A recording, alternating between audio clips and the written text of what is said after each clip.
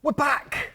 It's Karl and Ashley from Karl Taylor Photography, live on social media. Now, I haven't been around for a few weeks, have I? No, you've left us to steer the ship.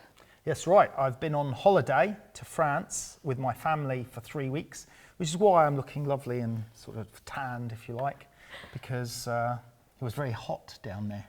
Very hot. Better than it was here then. Yes, now back to the grindstone, and today we're going to do another one of our live social media Q&A sessions. We're going to answer your questions, photography related questions, of course.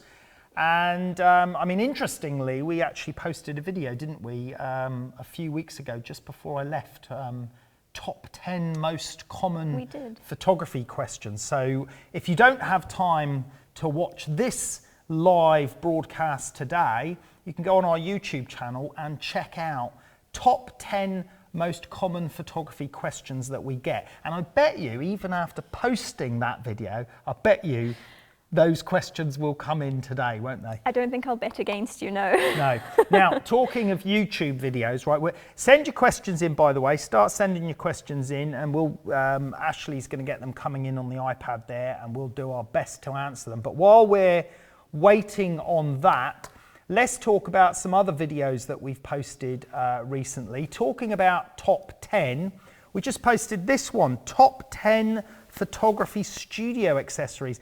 And this is an interesting video because you're actually in this video, aren't you? We won't say how or where in case people haven't seen it, but you're in this video. So in this video, I go through my top 10 most useful studio accessories, little bits and pieces that I just, you know, we couldn't do without, really. No, and yeah, little things that you could probably find at home as well. They're not like big fancy accessories that you use. Some of them aren't, no, and they are indispensable, aren't they? I mean, literally every shoot we kind of need these particular items. So that's one video that we released on YouTube. Another video that's gone down really well on YouTube is part 2 of our drone expedition, if you like. I've been out with Ben filming how to use the new DJI Mavic Pro 2, I think it is, with the Hasselblad camera. And I've been kind of making a video diary from my very first flight. Ben showed me how to use the remote, taking it off. Really easy to fly. I mean, you saw the results we've got. Yeah. But the last video, we went out and we started using these quick shot features. Do you know what they are? Almost like a preset. They are. What I understood. They're like a preset where you can tell the drone to do a spiral around an object, to track an object, to do a boomerang around an object, and it does all the flight sequence planning, that locks the camera on the target that you specify. It's incredible technology from these things. Here's a little bit of a clip. Look, let's just watch this. This is tracking a boat. Here's some other spiral things we're tracking, but you can do all sorts of different tracking. Look at this one. Here's where we were doing a tracking, saying 1, 2, go. So now it's doing something. So you don't have to press record either. As soon as the move starts, it starts recording. It starts recording. Look at that, you can see the tide ripping around that. So this is all automated. It's just totally figuring it out itself, rotating around the object that you lock on. It's just beautiful. Now I wonder if you can actually go in and adjust the exposure when it's doing it. So that video is out on our YouTube channel. That's Karl Taylor Photography YouTube channel. We've been posting a few, well, we haven't posted, well, I've posted a few in the last month, I think. So trying to be a little bit more active on YouTube. And if you're interested in seeing those videos, check them out, plus the top 10 most common studio accessories. And talking about Q&A and most common questions, we're going to take some questions today. Cool. Shall we take a question? We've got two Let's so take far. a couple of questions first before I talk about the next topics of conversation. Okay, the first question is from Vinayak Belows. How much would a lens matter when it comes to different styles of photography? Well, it's crucial, isn't it? Yeah. I mean, it's absolutely crucial. You know, you're not going. You're quite likely to go out with a 24mm lens or a 20mm lens to shoot landscape work, but you're never going to use that lens to shoot product photography. Hopefully not. Something like that. I mean, it would become so distorted by the time you got the lens close enough that one end of the product would look greatly magnified and the other end would tail away into insignificance. So the choice of lens for the types of photography is absolutely imperative. There's no one lens that does everything. I mean, you have the 50mm standard lens, which you can get away doing a bit of landscape work and just about maybe squeeze portrait and product photography on it. But beyond that, no, you need the right tool for the job, don't you? So again, for me, it's the 80mm to 100mm focal length for portraiture and for product photography work. And then it's the sort of 20mm, 24mm range for landscape work. And then if you're specialist like wildlife, Yeah, then you want something much longer. you're talking sort of 400mm plus if you really want to get into good wildlife work. Christian Hart is wanting to know, what's been your best marketing strategies for your business? I would imagine that's changed, has it, over time? You're absolutely right, it has changed.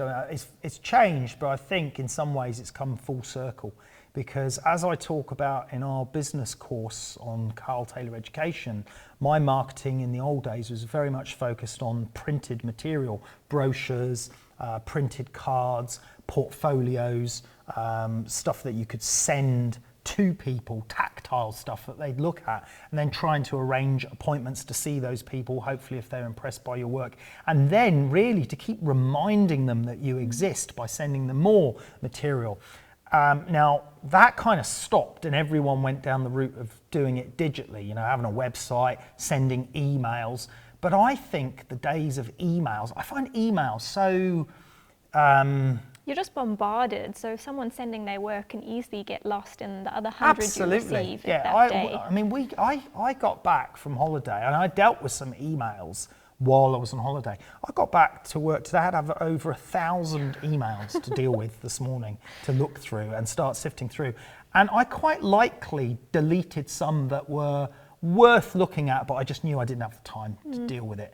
Yeah. So it's not, I find emails now not very conducive to business anymore, because there's so much spam and so much other stuff. So when you actually physically receive something in the post now, if I receive a letter, I'll pay far more attention to reading a letter than I will to reading an email, just because it's more unusual now. And it looks like someone's made a bit more effort. So I think it's gone full circle, where the whole marketing approach of trying to meet people, send them something tactile and impress them in that way work better, for me anyway. I think maybe adding that if you do go down the route of email, maybe it's worth just following up with a phone call as well. Yeah. Just to say, have you got to check that they've received it, and like bring their attention to it. Absolutely. So, and I think it's also easier to make a phone call after you know you've sent them something physical as well. Yeah. Because then you feel, you kind of, you're sure they got it, if you know what I mean. Because you could have a courier deliver it. In the old days, they used to send out these big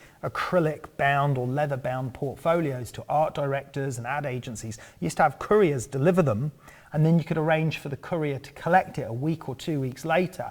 And during that period, while you know that big portfolio is on the art director's desk, you give them a phone call, because you know there's something to talk about. It's harder to phone and talk about an email. yeah, yeah. You know? But anyway, people have got different ways of doing things. People are using Instagram. Yeah. They think that getting exposure on Instagram and all these influencers and all that, I was going to use the word that begins with B then and ends in S. I don't know how long that's all going to last. Ends in an S. What word are you thinking of then? It also is used after the dogs. So all that dogs, all that stuff, I'm not sure how long that's going to last. I think a lot of people are cottoning onto the fact on Instagram that a lot of it is fake, a lot of fake followers, a lot of fake posts. And people are becoming tired with it, I think, you know. And I even think companies are not really, you know, companies were flocking to individuals with large Instagram followings, trying to sort of tap into that market. But I think now some companies are becoming a bit savvy to the fact that actually, you know what, maybe half the people they're trying to push the message onto are not even the right audience for them, or they're not necessarily even real. I watched a really interesting documentary about fake posts on social media and fake Instagram followers. And literally, sometimes more than 50% of these famous people's following was actually fake, Jeepers, artificial. That's a lot, yeah. Yeah, I'm glad to say we don't do that. It's, you know, a good way of seeing whether or not a company is running on fake followers is to see what level of interaction they get on social media. So if they're getting a lot of comments on Instagram and a lot of comments on Facebook and what have you, then there's a genuine following and a genuine, genuine interaction. But if you've got someone who's got like 500,000 followers, but then they post something and they only get like 5 or 6 comments, then it kind of doesn't weigh up, you know, it doesn't balance up. But anyway, went off topic there. Let's take another question. That was a very detailed answer. The next question is from Thomas Howdell, saying, my daughter got her GCSE, she got a D in photography. Does she need to retake it to get a higher grade? Well, yeah, she needs to retake it to get a higher grade, of course, because if she wants more than a D, she'll have to retake it. Is it worth? Is it worth retaking? Well, it depends on your viewpoint. From my viewpoint, no. You've done a degree in photojournalism. Ben has done a degree in media studies. Georgie has done a degree in visual communication. And you all work here for me, right? We do. But I haven't done a degree. But you didn't look at our GCSE scores either, did you? No, I didn't. I didn't really care, to be honest. Yeah. I find that a lot of the art-based stuff. I mean, I know, you know, some very good, successful photography friends of mine have been, you know, to St Martin's College and great universities and done degrees. And other great, successful photographers I know have not been to university, or they may have been to university for a different subject altogether. At the end of the day, I'm more interested in skill set, in what skills they can bring to the company, and I would need evidence of that or proof of that. You know, you showing me that you've done a photojournalism degree doesn't tell me whether you know your way around Photoshop or Premiere or a photo studio at all, because I've got no idea what they're teaching on your photojournalism degree. And I've seen photographers come out of university that were supposedly, you know, good courses, and they've come in here on work experience and known very, very little about studio lighting or anything whatsoever, which is why many universities actually use our training to help their students. So in answer to the question is, it depends where you want to go. If your daughter is wanting to get accepted into a university teaching photography arts, then maybe she is going to need a better grade. I don't know the requirements for that sort of stuff, I'm afraid. But from an employer point of view, certainly from my point of view, no. But I would like to see some general decent grades achieved in other subjects, especially in English, maths, other things, because it just shows that you've got some common sense and a brain. Or at least that you've been willing to put the work in Exactly. If your entire grade sheet is D's or whatever, then it doesn't look very good, does it? So that's my angle on it anyway. Okay, Kevin Paul is saying, Karl, we were on the moon since 1969, and if you went to the moon, what camera and lens would you take with you? Well, no weight due to gravity, of course. Well, it would have to be a Hasselblad, wouldn't it? Because this T-shirt, look, it's on the moon since 1969. He's obviously spotted that, right? Hasselblad, who I work as an ambassador for, because I use their cameras, have used their cameras for many years, they said, Karl, would you like one of our new on the moon T-shirts, because they're celebrating 50 years of the Apollo moon landings. And we had Chris Coos from Hasselblad on the show, gave an amazing talk on our live talk show about the technical difficulties of the moon landings and how Hasselblad supported them with the cameras. And he brought one of the cameras. He brought one of the special moon cameras with him. This T-shirt came from Hasselblad. As a matter of fact, I've got let me get their website up here. Here it is. 50 years on the moon. They've got a little gallery of some little special edition 50 years on the moon stuff that they're doing here.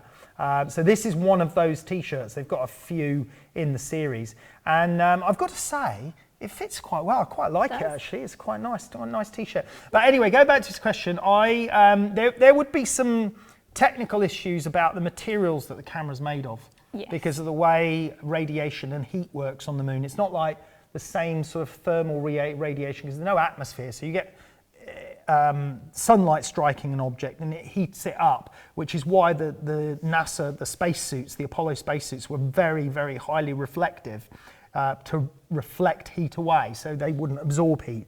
So you wouldn't have a camera necessarily that was black.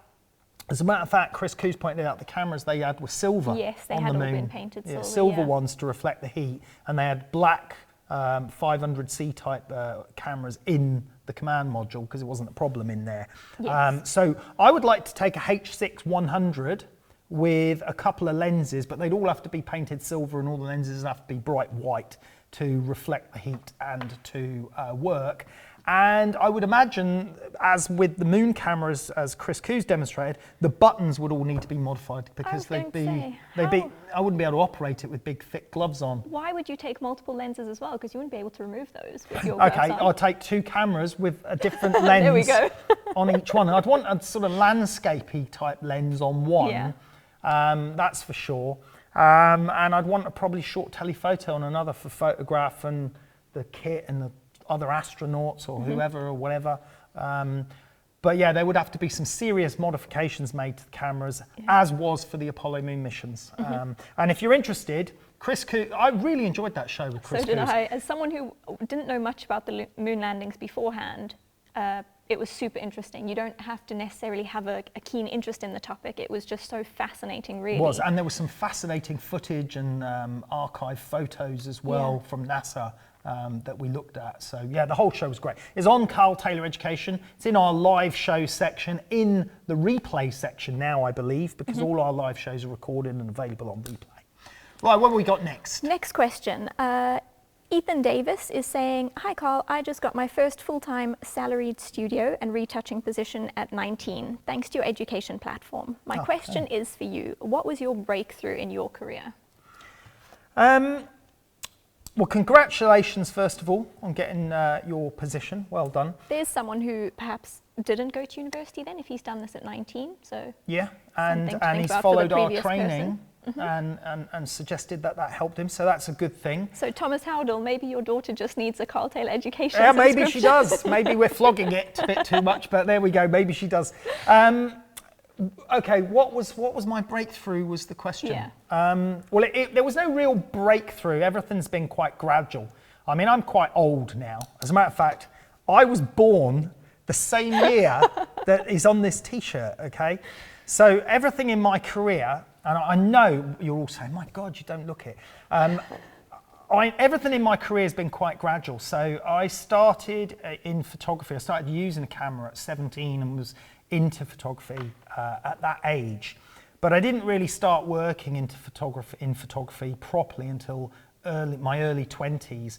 And then it was assisting and working in professional darkrooms. Then I went away and I did photojournalism and traveling. And I suppose my first sort of eureka, like, oh, that's so cool moment, was when my first article was published in a magazine, in a proper, professional, international magazine.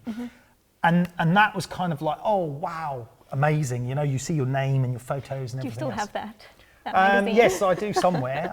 And then I've got following ones as well, and other articles and I was published in American Express magazine, various in-flight magazines, newspapers, supplement magazines, articles, those sort of things. And then after a while, the kind of gloss of that wears off, and you're just thinking, right, okay, this is good. I've got my work out there. But that was in photojournalism. I hadn't even used studio lighting at that point. So that, when I switched into doing studio work, I didn't know anything about studio lighting. So really all of that stuff was kind of irrelevant in many ways. And I had to start my whole learning thing again. I understood about photography, cameras and lenses, but I didn't really understand. But studio lighting is definitely a whole different ballgame. Yeah, a whole different thing. So everything I've done, I'm afraid, has been gradual. Even when I started my first studio, it was gradually getting a few clients and art directors and building your own portfolio. And you just don't really notice the success, if you like. This is my 5th studio, and this studio is massive. My first studio was less size than our storeroom. So really? Yeah, it was probably not bigger than the storeroom. So it's been a gradual process over 30 years of hard work and no no one thing that made me go, yeah, that's it, I've done it. Okay, Noob Edition is saying, is that a study of pose real, the book on the table? It is. As a matter of fact, that's a good thing to talk about. This massively heavy book, right? Yeah. Show them how thick it is. Look at that. It looks like a massive Oxford dictionary. It does. It's very impressive. I bought this book because one of the common questions we get when we've got a lot of fashion tutorials, a lot of portrait, beauty, that sort of stuff. There's a fly annoying us. We get a lot of questions about how to pose models. And it's always a difficult subject, and I'd never really seen any books that covered it really well. And I saw this book come out, and I thought I'd show it to you because there are a couple of things that are good about it, but there's a few things that are bad about it. This is called The Study of Pose. It is by Stephen Sebring and Coco Rocha. And she was a famous model as well. But many of the poses are more dance orientated. You know, they're more theatre-like dance, but they do show some interesting body positions for some of it. But what I'm a little bit disappointed with in this book is that it could be a quarter of the size, because many of the poses are very, very similar. And I would have rather it had been more of a focused book on actual poses for models that would have been more relevant to a photographer's work. I'm not saying it's not any good. It is good, but it's a massively chunky book. It wasn't inexpensive. And one of the other problems with it was, I don't know whether the one I got was too hot off the press, but a lot of the ink had stuck together on some of the pages, and the pages were so thin that I wasn't too impressed with that. But I think the book could be a quarter of the size, rip out a load of the poses that are very, very similar, and focus it more on modelling poses instead.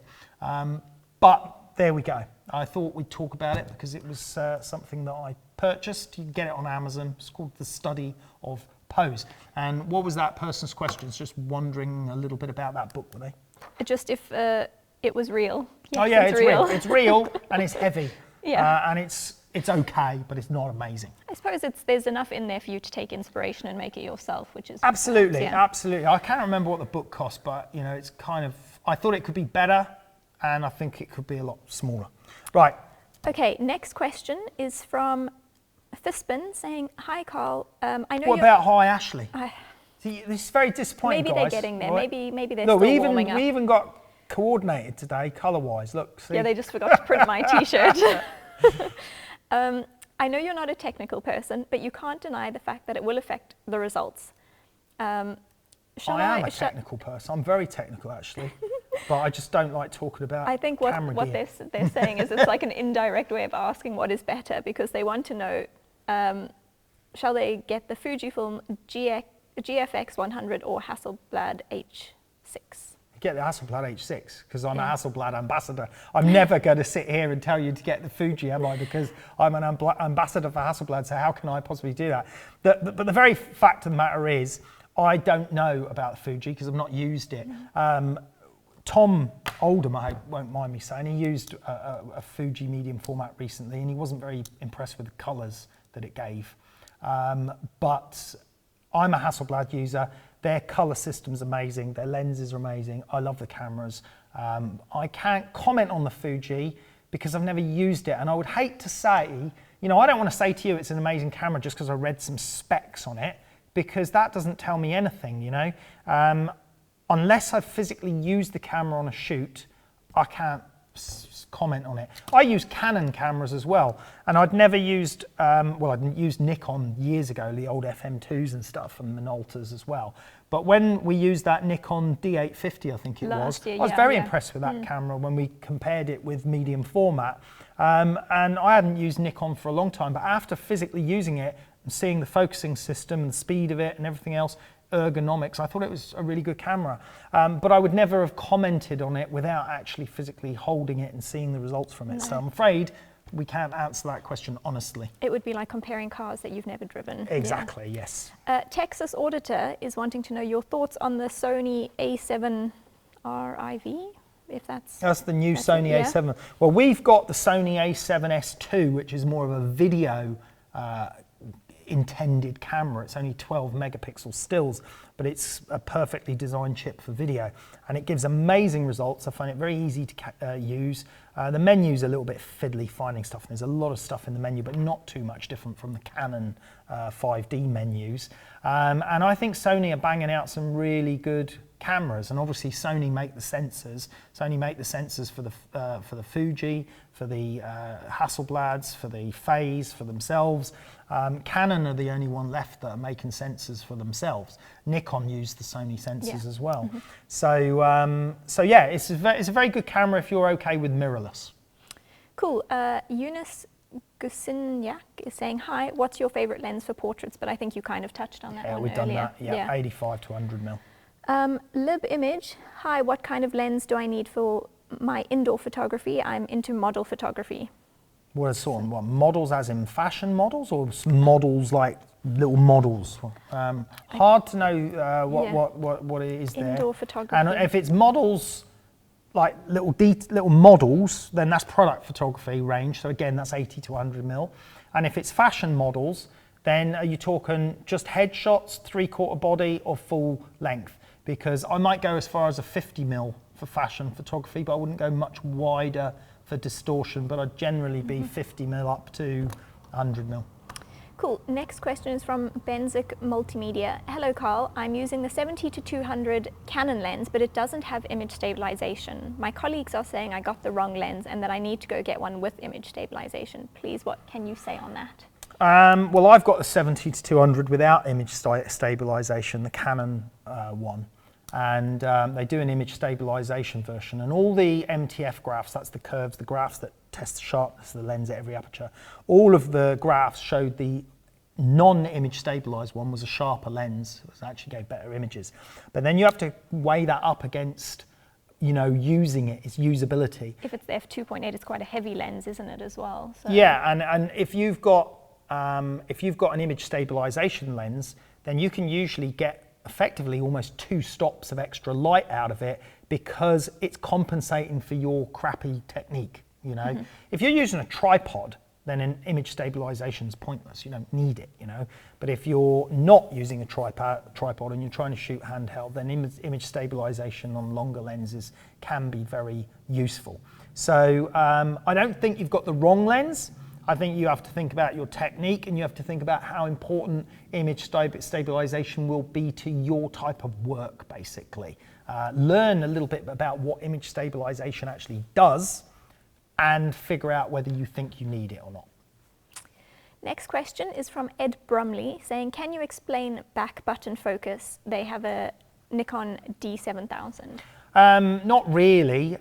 There is a button on the back where your thumb is that you can use as a focusing button instead of when you focus a camera. If you use autofocus, which I don't use very often, but when you use autofocus, you press the shutter button halfway down, and then the lens will focus, and then you continue the press for it to take the shot. Now that's usually wrapped around either a central focus point or off to the side focus points, or some multiple focus points around the camera's viewfinder, and you can even choose the focus point you want. And now there's these eye detection focus points that will lock on to the eye of the subject automatically. Now all of that happens, as I said, when you half press the shutter button, but you can also now use a back button instead to activate the focus as an alternative option. Some people seem to prefer it. They seem to prefer the process of doing that. I don't use it, but there we go. Right, now, before we take any more questions, we have to say thank you to our sponsors, Squarespace, because Squarespace make amazing websites. I use one, here it is here. This is karltaylor.com. This is my commercial website. This is where I put all of my favorite images in super beautiful high resolution, well, as high resolution as you can for the web, that is. And what I love about the Squarespace website is how easy it is for me to upload my images to the site, how easy it is to create these galleries, these drop-down menus. This is the Wells template, by the way. So this is the template that I really like and I really enjoy using and modifying. It's so easy and quick to update stuff. Here's an image that we shot recently on a live show on these Beats headphones. And we shot that image live on Karl Taylor Education. And what's really interesting is I saw a 3D modeled image of that pair of headphones just yesterday, I think it was. And I'm glad we shot it because the 3D modeled one looked really good, but not as good as that. Okay. So yeah, interesting to look at. Yeah, so this is my Squarespace website, and it's got a cover page. You can put videos at the start of the website. You can put your own galleries, all different sub-menus. You can have text, and you can change it all so quickly and so easily. Now, if you are interested in getting your own Squarespace website, you can get 10% off after your first 2-week trial as well, and use the offer code Karl, K-A-R-L, at checkout, and that will give you 10% off your entire costs of your website, whether you pay monthly, yearly, or whatever it is. So Squarespace for great photography and other type websites. There you go. Ready for the next one? Ready for the next question. Lavinia Meek is saying, I would like to ask, what do you think of micro Four Third cameras? Micro Four Third cameras are crop sensor cameras, basically. Oh, okay. So they're just smaller sensors. There's nothing wrong with them. I mean, there's been different format cameras for years. You know, we've had large format film, 5x4 inch I used to shoot on. Then medium format in the old days was 6x7 centimeters. Now we call a Hasselblad a medium format camera, but that was a small medium format back in the day of film because it's only 6 by 645 format. So there's always been different formats. 35mm, there's been smaller than 35mm. We now have 35mm sensor cameras in the common Canon, Sony, Nikon, etc. But they also make these crop sensor ones with a slightly smaller sensor. The difficulty with it for me is that I come from a film background, so I'm used to 35mm as a film format. I'm not used to that smaller sensor size as a format that I'm familiar with. And in using that format, your focal lengths or the effective focal length change as well. So what would be 20mm on a 35mm camera will not be the same on a crop sensor, and you won't get the same field of view. It's all about the angle of view that the camera sees. You will also not get quite the same depth of field effect, okay? Yeah. That changes as well based on magnification. Depth of field changes on magnification, which is why on a medium format camera, a 35mm camera or crop camera, because of those different size sensors, effectively you've got different magnification levels. So therefore you get a different sort of look from each format. So personally, I prefer 35mm as a format that I use, and I don't think they're as expensive as they used to be now for 35mm full frame cameras. And I think you'd probably, unless you're looking for a really compact camera, but now you can get mirrorless full frame 35mm, so they're compact anyway. And then most of my work is done on medium format, which is a larger size sensor anyway. Okay. Solomon Francis is asking, what software do you prefer to edit a photo? Well, my workflow process is always the same. I shoot a raw file tethered in the computer using a software called Focus, which is spelled P-H-O-C-U-S, and that is Hasselblad's proprietary software, which comes with the cameras, allows you to shoot raw. It's very similar to Capture One, which is another software you can use for tethered shooting with the phase cameras. I think they make it available to shoot tethered with Canon, Nikon, and some other brands as well. You can shoot tethered with Lightroom, which is another raw processing software. So they all kind of do the same thing. It's just the Focus software works more seamlessly with the Hasselblad cameras. After I've taken the raw file, I'll do the color, contrast, and adjustments in the raw software, and then I will export the file as a 16-bit TIFF. And as you know, that normally gets opened then in Photoshop if I've got any final retouching work to do. So it's from the raw software and then into Photoshop, done. Easy. Okay.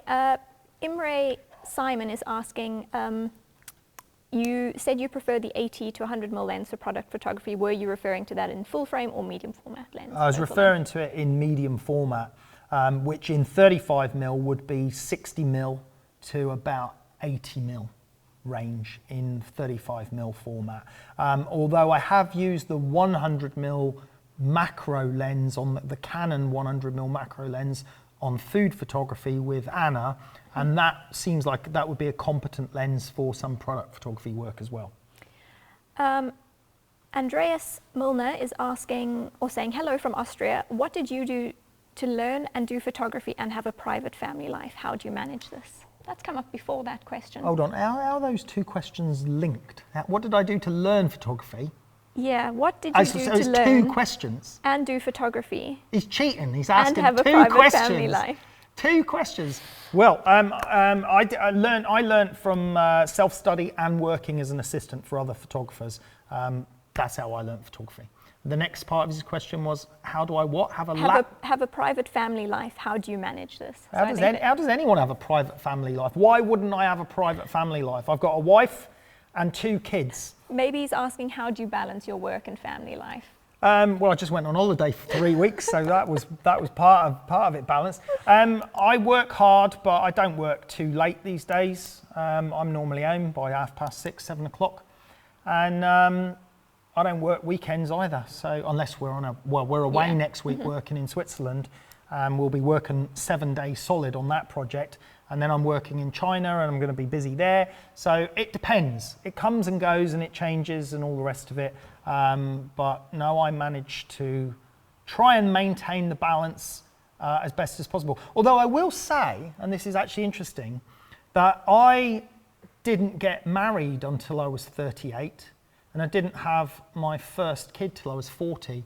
And I suppose part of that was because I was very focused in my 30s. Certainly late 20s, 30s, I was working way more than I work now in terms of hours. I was putting in ridiculous hours of work levels in to my marketing and, you know, networking and shooting and but then I had no commitments then. No. And I think so you could do it. I could do it, and maybe that's why my life ended up the way it did with sort of starting a family later, because I was just so focused on the business early on that it just wouldn't have been compatible maybe at that time. But, you know, everyone's different. Everyone makes it work differently.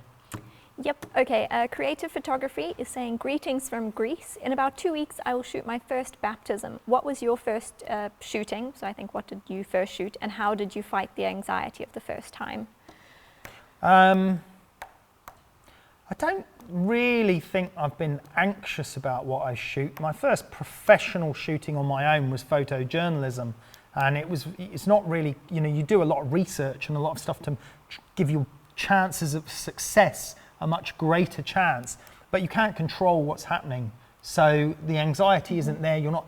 My first studio shoot, I remember actually my first shoot that I did for myself when I was working for myself was some electronic products. And I remember thinking, God, I've got this company that actually want to use me to do this whole batch of stuff. I've got to get it right. So that went through my mind, but because it's product photography, I'd given them a price. So it didn't matter if it took me longer to do it than expected. It kind of like, there was no pressure there. And luckily on that job, there was no art director because it was mainly a catalog style shoot thing. So I didn't really feel the pressure. I mean, sometimes you feel the pressure.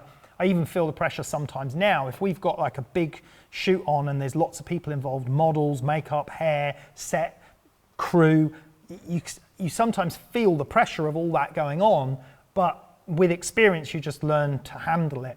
I think given your baptism shoot that you're going to do, just, you know, think about the important things. Think about light, think about composition. And if you know those instinctively, then the other things should flow.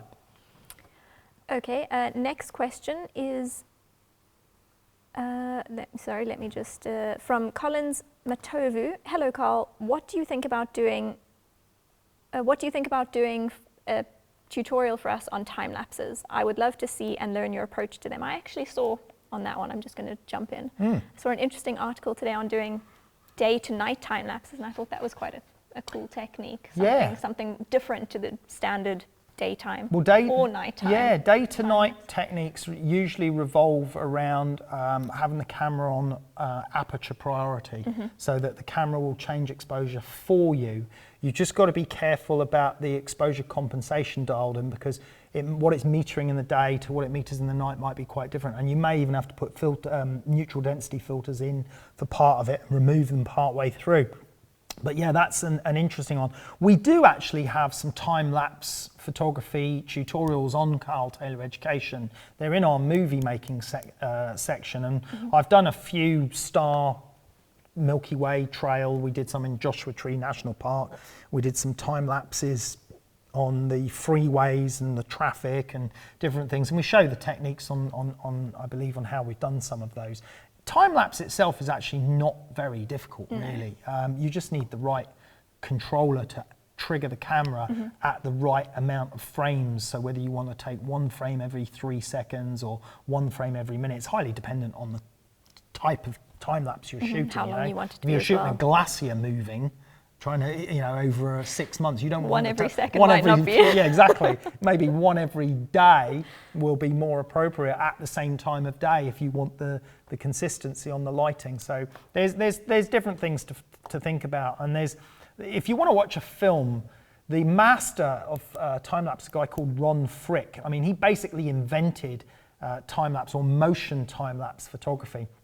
He produced a film called Baraka, which I think I lent you that film. You did, really it was good very film, good. amazing film, and his follow-up film to it was called Samsara. And even to this day, his film Baraka, the mastery of the cinematography and the time lapse in that is superb. So that might give you some great inspiration. Yeah, it's very impressive visually, that Yeah. movie. Vlog Videos is saying, hey Karl, I'm just getting started in photography. What do you recommend? There is so much information out there. I've got to say, I'm going to sell it, hard sell here. I recommend karltayloreducation.com. As a matter of fact, I was just going to talk about this. Have a look at the website here. We've just released a bunch of new tutorials. We're not released all of them yet. There's some coming soon. But we got asked about, people wanted to know about specific tools in Photoshop, because we've got a course on learning Photoshop from A to Z, from start to finish, and I do it in a sort of logical way of the most common things photographers would need. Then we had a course with advanced retouching with a professional retoucher, Victor Fayesh of Guild Studios, and then we had compositing course with 3D. This is all just our Photoshop courses. But we got asked about, what about concentrating on how to use curves, or how to do masks, or how to do selections, or how to remove someone from a photo, or creating your own actions. So we've just done this whole new series of specific modules like adjusting color, preparing your images for print. Now that's all just in our post-production section, but we've got product photography, we've got fashion photography, we've got every sort of type of genre of course that you can think about: portraiture, natural light, lighting, studio lighting, landscape photography. We got it all. And then we've also got tons of inspiration over on our blog. If you can't afford the huge fee that we charge monthly of $19 or £14 a month to access all of our courses, $19 gets you access into our platform, and you can access everything and watch everything, and our live shows and our live show replays. So it's worth trying it just for the $19 to see if you like it. So that is my answer to his question. Saw that one coming. James is asking, what is the best way to set the correct exposure settings when shooting on film? I think my camera light meter is not always accurate. No, well, film is tricky. I mean, especially if you're shooting transparency film, that's slide film, you've only got about a quarter to half a stop latitude, and that's a quarter of a stop over and under. So you have to be very accurate with your exposures. If you're shooting color negative film, you've usually got quite a bit of latitude, about a stop, if not more, above and below, where you can get the exposure slightly wrong, but the printers can compensate for it. My advice when shooting film is to always, make sure you take care of the highlight detail, because if you blow the highlights out on film, you can't recover them back. But if you have the shadows a little bit dark, you can usually pull those up. So I suppose this is where a light meter would be useful. I don't use a light meter because obviously I'm shooting digital, I can see the image, or I'm shooting tethered. I would say spot metering can be useful if you're shooting film, and using a grey card and spot metering the grey card in the lighting that you're using, but that can be a bit time consuming. One of the tips that I used to use, I used to have a grey Peli case, so I used to spot meter my Pelican case when I was shooting outdoors, and I'd put my case deliberately near where I was shooting. I could just quick check the light on the Peli case and then set those dials and then shoot.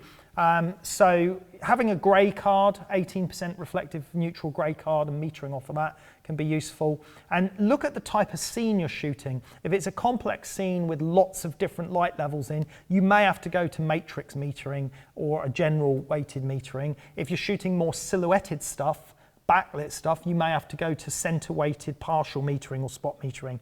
It depends on the situation. If you find your light meter is not working accurately, that's your camera's built-in light meter, then the little trick that you can use around that is find out by running a series of tests how far out the light meter is. Is it a quarter of a stop out or half a stop out? Is it out mostly on this type, underexposed scenes or whatever? And then you can actually adjust a permanent exposure compensation into the camera. So if your camera seems to be out by a third of a stop or half a stop consistently across the board, then in the exposure compensation settings, dial in plus 1/3 or minus 1/3, depending on which way it's out. Dial that in as a permanent fixture. And then whenever your camera shoots and your camera take the meter, it will know that you want that compensation in. So that's one way around it. LaVision Photography is saying, hi, what is your workflow to get a consistent skin tone for a series of shots when you shoot outdoor and mixed daylight or harsh dominant ambient colors and speed lights? How effectively do color charts help in that regards, and what are your techniques to do that? I think based on some of the stuff that came out in that question there, the first thing is technique. You're almost implying that, oh, what if I had to shoot on the mixed lighting and then with a speed light and then with a studio light and all the rest of it? That's a bad practice in the first place. So you want to avoid that. You really want to look for some sort of consistency in your lighting style to begin with. So for example, I'd be shooting with my Broncolor move packs or Scoros in the studio, and I'd be using the Mobi lights on location or Cirrus or my Unilight heads, and I know they're consistent, the same flash output, the same color, no matter what power I'm using them at, they're consistent.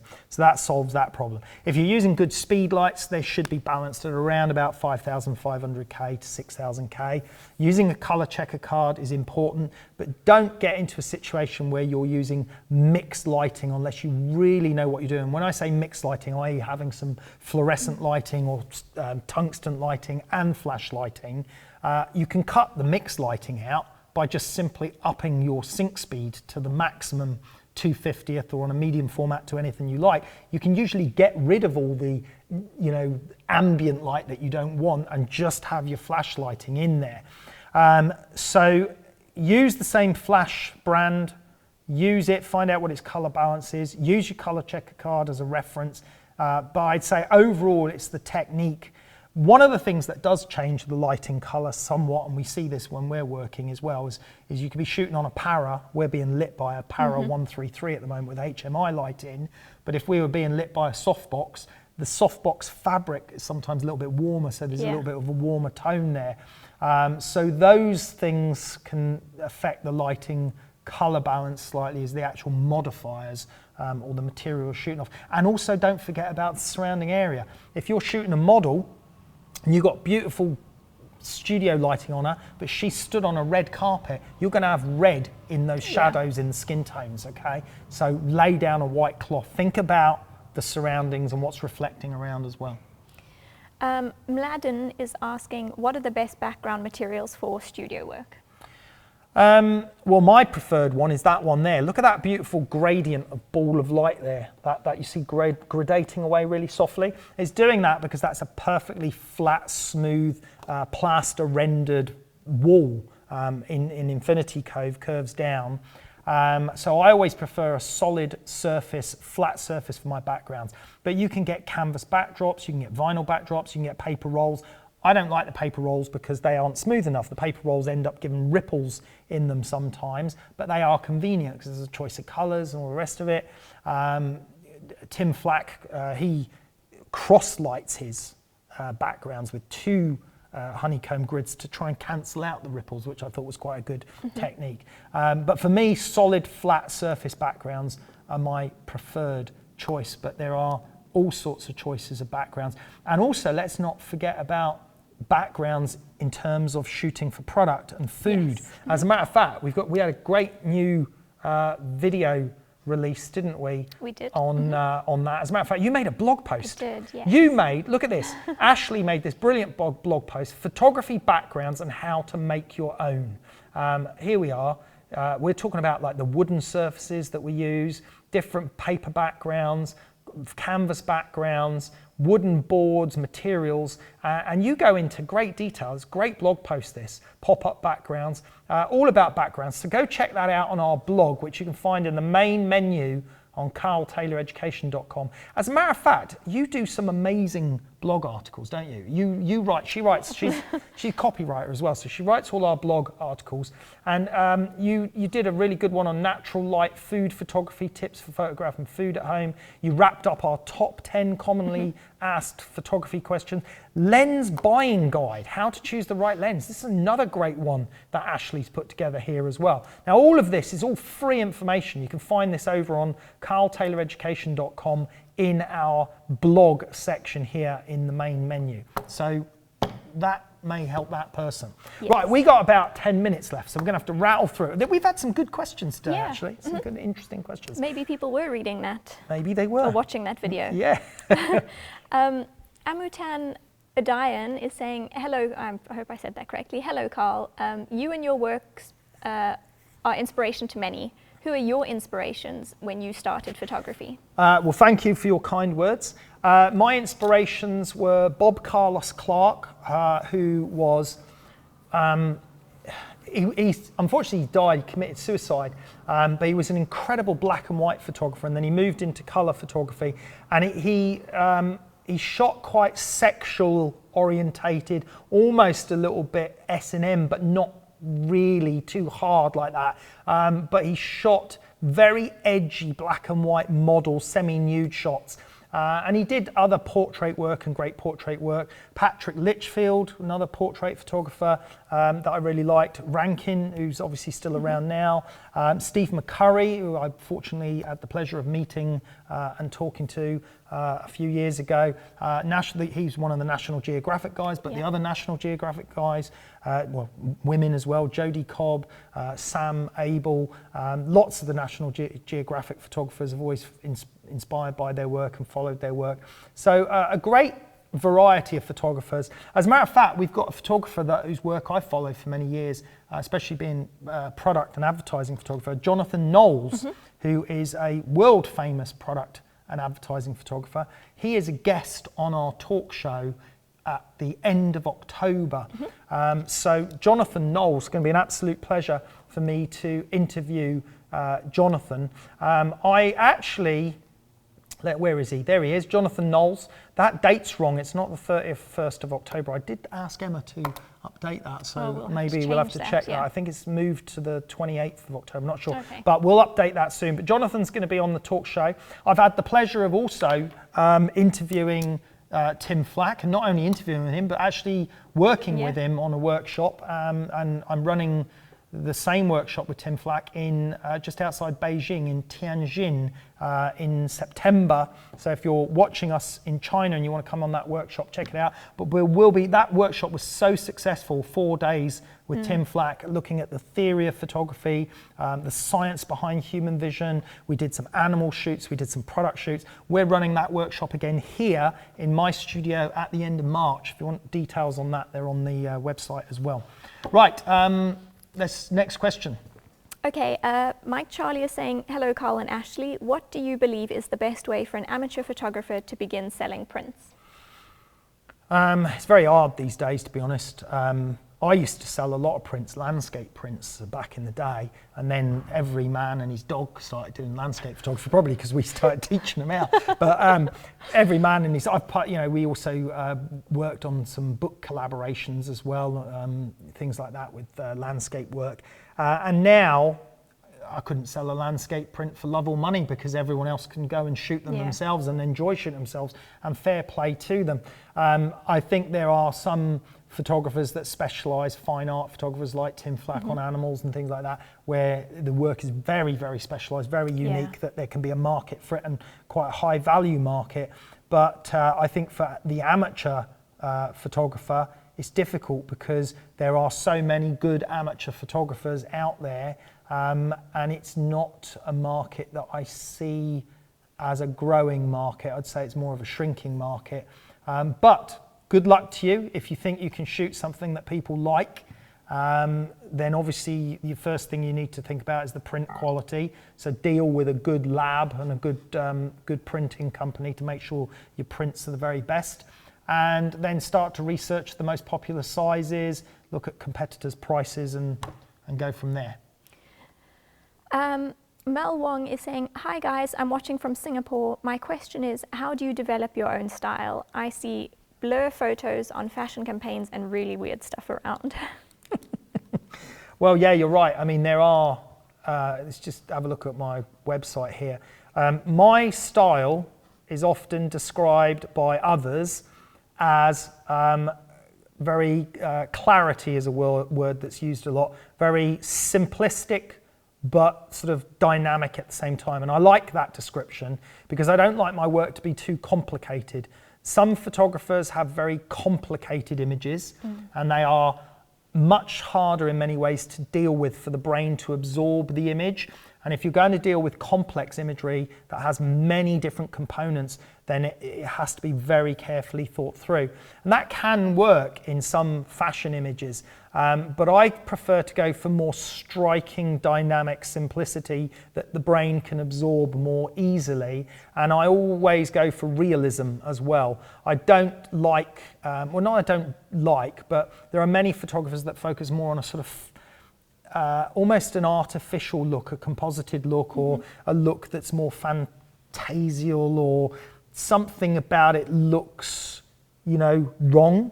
And unless you do that really well, like Eric Johansson, who's going to be a guest on our show at the end of the year. Now, Eric does the most amazing photography composites, Photoshop composites. They look amazing. They're not real. They can't be real because of the content, but they look like they almost look dreamlike. That's that's a very good description. That's how I describe them, and that I love. But for me, I'm not good at that stuff. I'm more about realism. So a shot like this, I've completely built it and created it in the studio. The sky's been put in the background on that shot, but the rest of it was actually shot and it was lit that way. Then contrast and coloration work done in post, but it still looks real. So I'm about realism. That's my style. Simple, clear, clarity and realism. I think you have to go with what you prefer.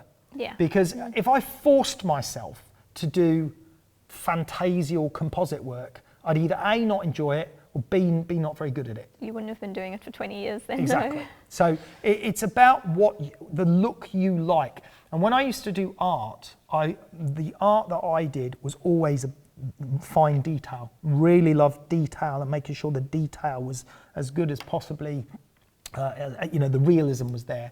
So that's what I was drawn to, about those specific moments being captured and exploring all the detail. Other photographers go down the route, like the person just commented, about motion blur and other elements in it. And sometimes I think those things can enhance an image, but sometimes they can be overused and they can actually look a little bit amateurish as well. So go with your gut, go with what you feel most strongly inclined to enjoy, really. Goodfella is saying, hi Ashley and Karl, I know you use ISO monitors, but a lot of Macs as well. What do you think of the colors on iMacs and MacBooks when calibrated? Crap. In an answer. One word. They're rubbish. They're too contrasty. Yeah. They're too, they're not designed for that. They're designed for gaming and watching videos and films and enjoying the internet and all that sort of stuff.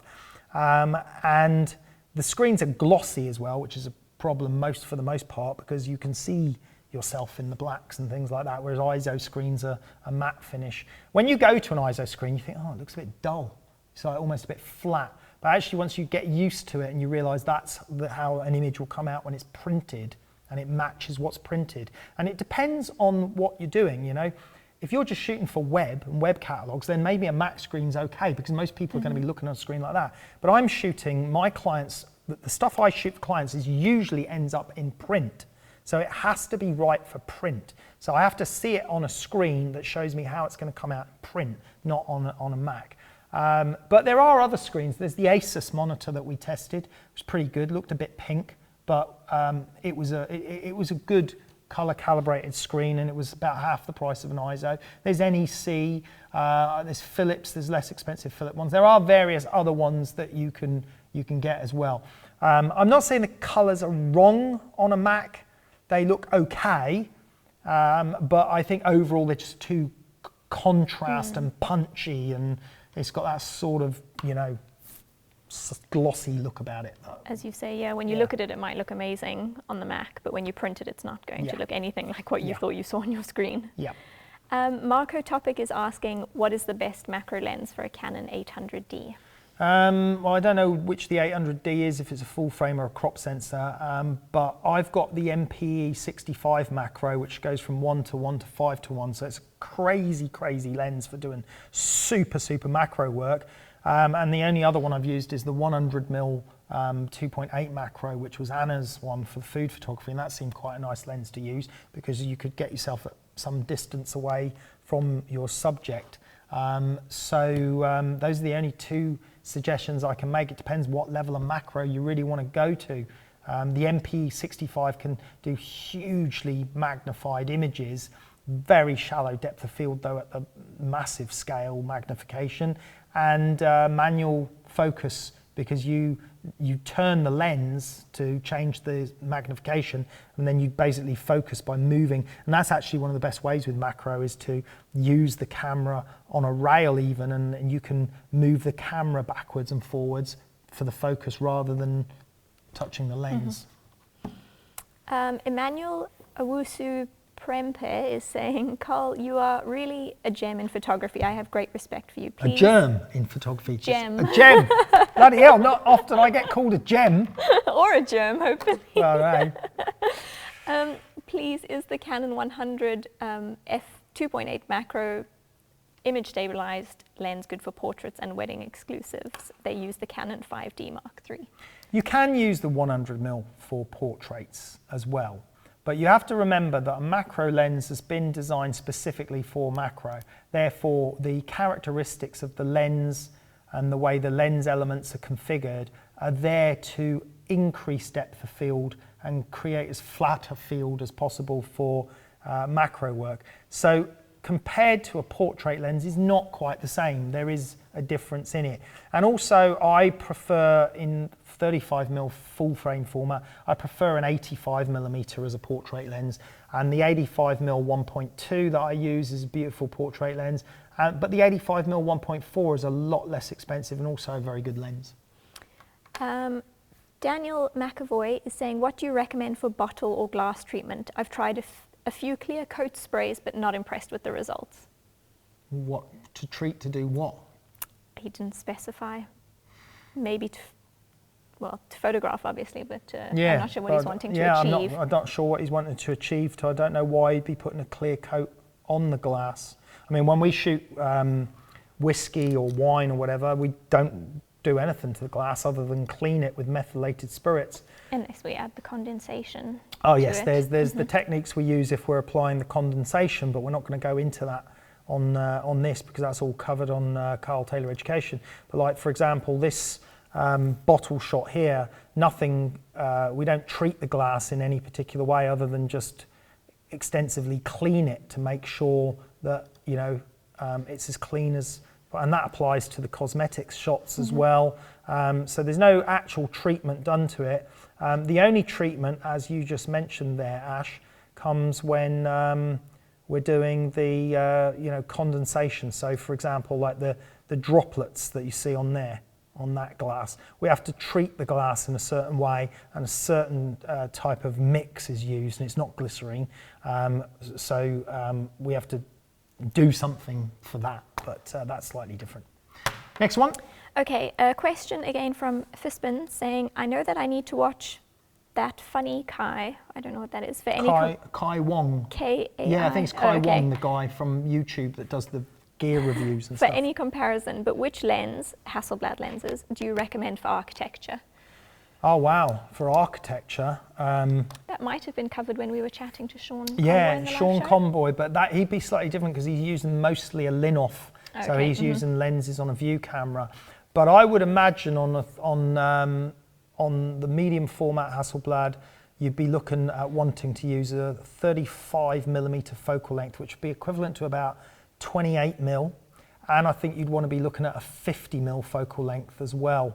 And then you might even want to consider the tilt and shift adapter as well, which we use the tilt and shifter adapter in the studio to create that depth of field throughout the shots. We got a video we posted, didn't we, on YouTube about this shot here.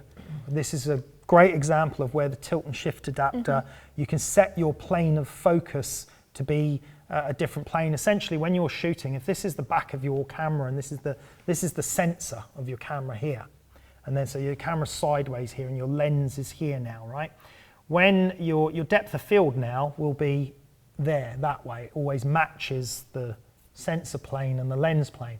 And the distance of, my hand's not in the picture there. The depth of field distance obviously is changed by the aperture. But if you want to change the depth of field plane from that plane to that plane, then you need to use a tilt and shift lens. So you tilt the lens over and it allows the plane of focus to change. And that's exactly what we did in this shot here, is change the tilt and shift to allow the depth of field to not run vertically to match the angle of the sensor, but to run at a different angle, and then it allows you to create this beautiful depth of field all the way through the shot, even at f5.6. You couldn't have achieved that depth of field at f22 even without the tilt and shift adapter. And that can be very useful in architectural photography, not so much just for depth of field issues, but for correcting converging angles. When you're shooting architecture, you may find you're having to look up at a building, look down at a building, and you can correct those converging angles by using tilt and shift adapters. You can also correct some of that convergence in post-production. So you shoot slightly wider, and then you use Photoshop to bend the images in and correct the perspective as well. Right, let's take 3 more questions, and then we're done, I'm afraid, because we're running out of time. Okay. Michael Romero is asking, I'm using a Nikon D700. My clients can't see the difference because the imagery is always web and my exposure and focus is always on point. Is it worth me upgrading or just keep milking it? Yeah, I mean, it's not worth upgrading if your market doesn't demand it. I mean, photography, this person is shooting professionally by the sounds of it. Photography, for me, it's a business, okay? And there's always this argument about, what bit of kit and do you like and do you want and all the rest of it. But they're all just tools, okay? You just have the right tools for the job. So the job that you do requires a certain set of tools. So when you go to the dentist, you're hoping he's not going to come out with, a Makita drill that you buy for DIY stuff. You hope he's got the right tools for the job. And the tools are there for efficiency, speed, and quality to deliver that to the client. Now, because there's that fly again, because most of my work revolves around detailed product photography, I'm using a 100 megapixel Hasselblad with high quality lenses. Those are the tools for the job. If I was shooting lifestyle shots of fashion, people drinking in cafes and those sort of shoots for lifestyle and stock photography, I'd be using a Canon 5D Mark III, 4 or a Nikon D850, and that would be it. I wouldn't be bothering with a medium format necessarily for those type of shots. So use the right tools for the job. If you think that the tools you're using are not good enough for the job and you could improve your workflow efficiency, then think about something else. But if that's the only job you're ever going to shoot, then it sounds like you just be spending money for nothing. This one is a bit of an unusual one. Giovanni Herters Amaya is saying, hi Karl, could you help us with how to photograph a serial brilliant bag? Thanks. A serial brilliant bag. I'm not sure if they're meaning how to photograph a cereal bag brilliantly, or...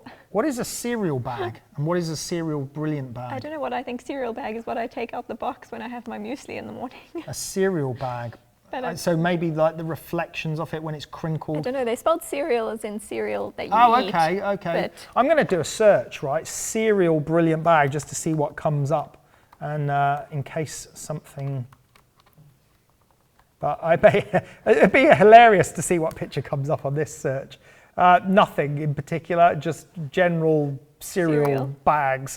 Well, if you're talking about product photography of glossy type packaging bags, then a polarizing filter can come in very useful, as will controlling your lighting as soft as possible, bringing the lighting as close as possible to glossy surfaces, so you're dealing with less reflections and more color on the subject. Remember, when we're dealing with lighting, the reflectance of gloss surfaces versus the exposure revealed on matte surfaces is affected by lighting distance, okay? That's really important. If you want to know the full ins and outs on that, we cover that extensively on karltayloreducation.com.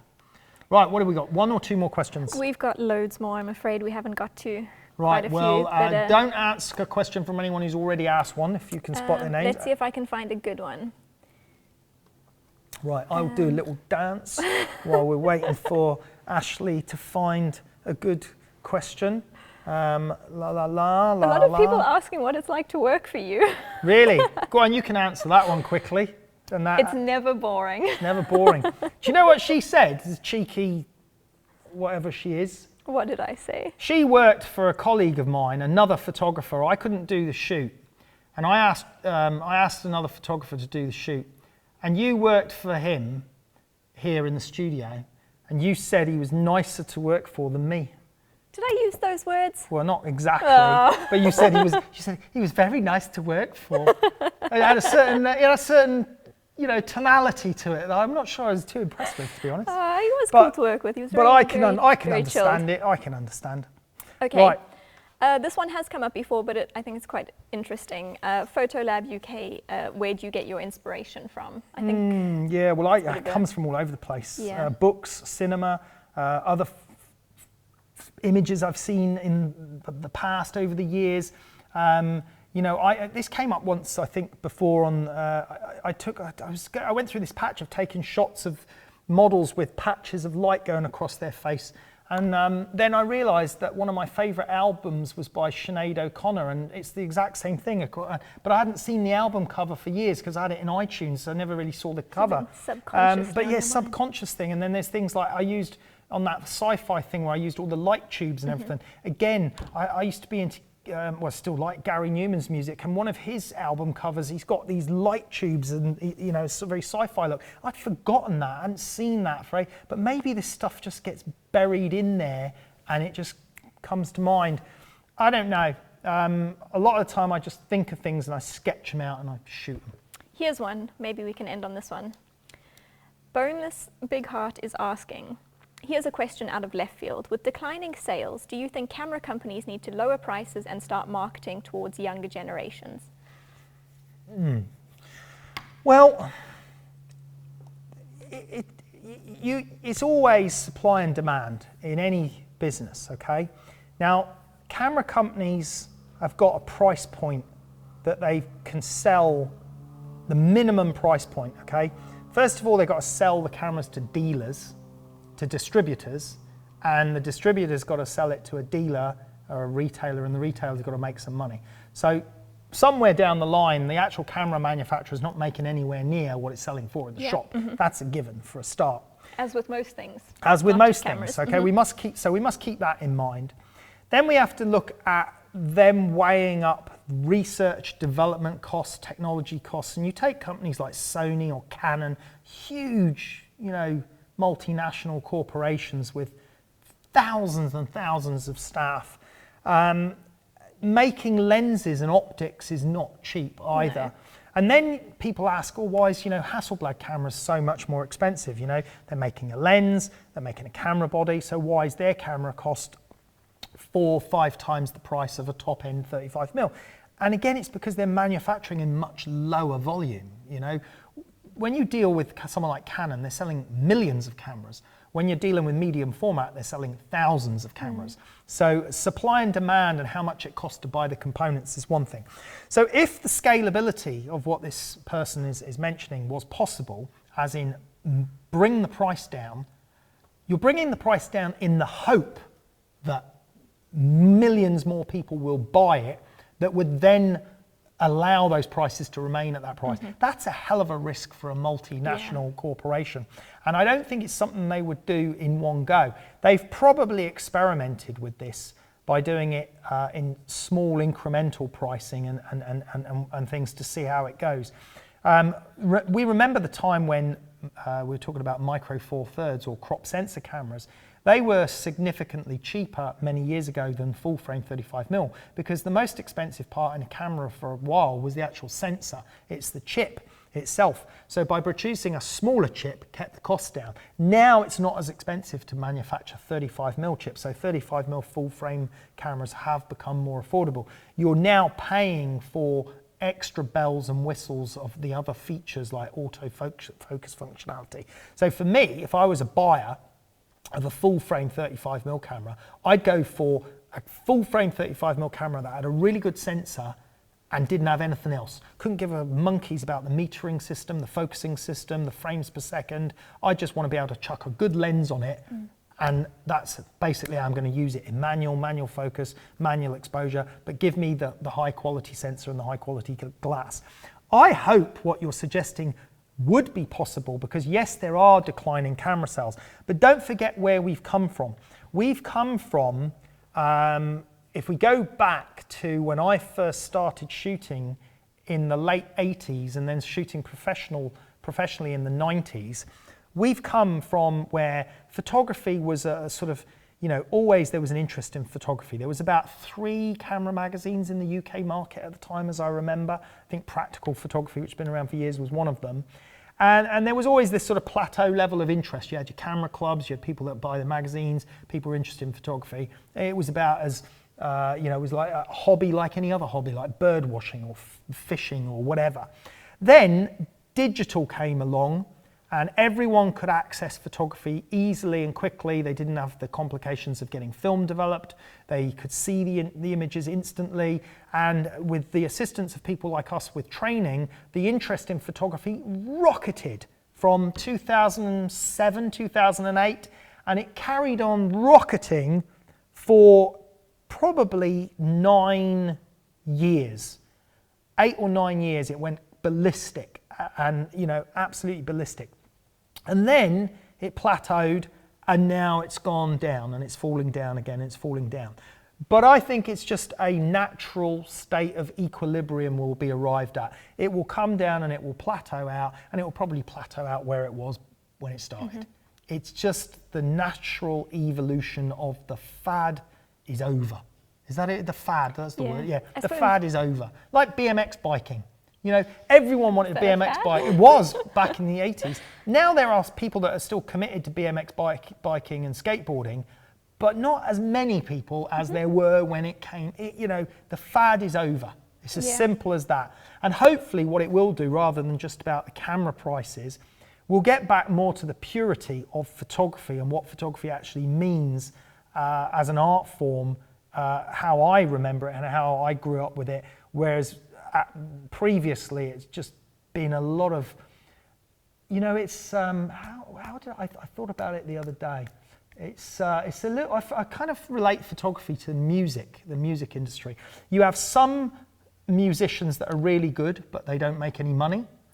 But they enjoy playing down the pub every week. You have some musicians who make money and are extremely popular, but their work isn't really, it doesn't seem very good.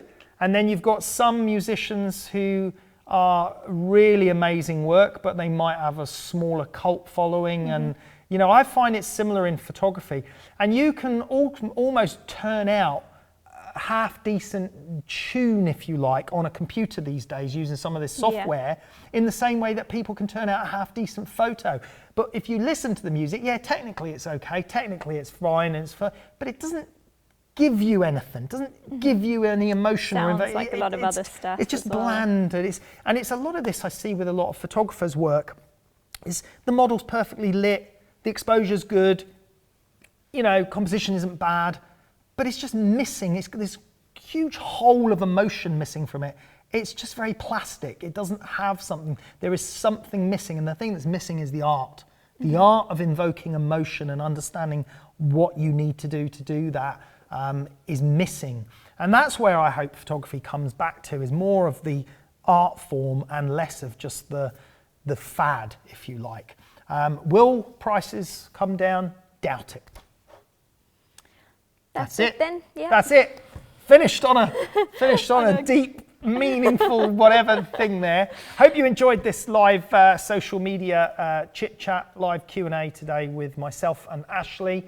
And we'll be back again doing these. But of course, we've got our full live shows where we do live instructional photo shoots live online on karltayloreducation.com, as well as amazing top professional guests coming to the studio, talk about their work, their experiences, and we've got a great lineup. Check out on karltayloreducation.com, and also take a look at our blog to look at some of the amazing articles that Ashley's been putting together. I'm sure she'll be very grateful if people want to read those things. So, so check those out as well. It's all over on karltayloreducation.com. Thanks for watching. We'll see you next time.